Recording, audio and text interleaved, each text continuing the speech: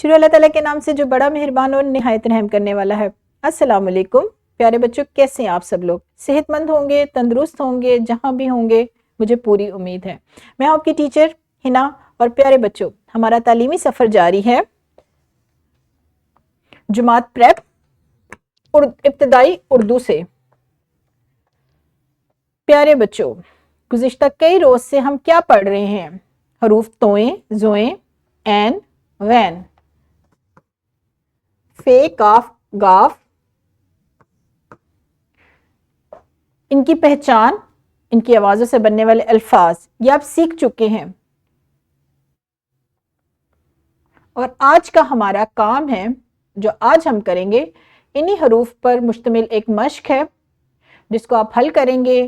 पहले भी कर चुके हैं, आज इस सबक की मश्क को हल किया जाएगा। सबसे पहले तो ये तस्वीरें देखेंगे हम कॉलम अलिफ की, और उसके बाद है कॉलम बे में हरूफ। सबसे पहले ये तस्वीर में क्या नजर आ रहा है आपको? कौन है ये? आप हैं? हाँ जी मोहम्मद, कौन है ये? डॉक्टर है ये? मुझे तो ये मोची लग रहा है। पहली तस्वीर में है डॉक्टर, दूसरी तस्वीर में ये क्या नजर आ रहा है आपको? क्या है ये? कप है, ये भी कप है, ये दूध वाला बर्तन है, इसमें चीनी डालते हैं, ये इसमें चाय डालते हैं, तो ये क्या हुआ? बर्तन। और बर्तन के लिए क्या लफ्ज हम इस्तेमाल करते हैं? ज़रूफ। ये क्या है? टोपी, ऐनक, शाबाश। इसके साथ ये है आपका बहुत ही मनपसंद सी एक चीज है, गुब्बारा। ये है पेन जिससे आपके अब्बू लिखते हैं, टीचर भी काम करती है इससे। ये बहुत ही प्यारा सा परिंदा है और बहुत ही रंगीन सा है, ये तो कबूतर। इसके साथ ये आपने देखा भी होगा और आपको बहुत अच्छा भी लगता है। ये क्या है? इसको क्या कहते हैं बच्चों? फव्वारा। और ये नीचे ये एक ऐसी चीज है जो मेरे ख्याल में हर बच्चे को नहीं पता होगी, लेकिन आपने देखी जरूर होगी अगर आप कभी गांव वाली तरफ गए हैं। ये है गंदुम, जिससे आटा बनता है और जिसकी रोटी या पराठा आप रोजाना खाते हैं। ये है हरूफ का कॉलम।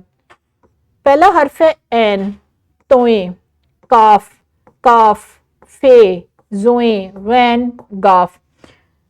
टीचर्स ये करेंगे कि बच्चों तस्वीर की पहचान बच्चों से खुद करवाएं कि बच्चे ज़्यादा से ज़्यादा तस्वीर की पहचान करें, और हर बच्चे के पास जाकर पूछें ताकि तस्वीर की पहचान वो खुद करें।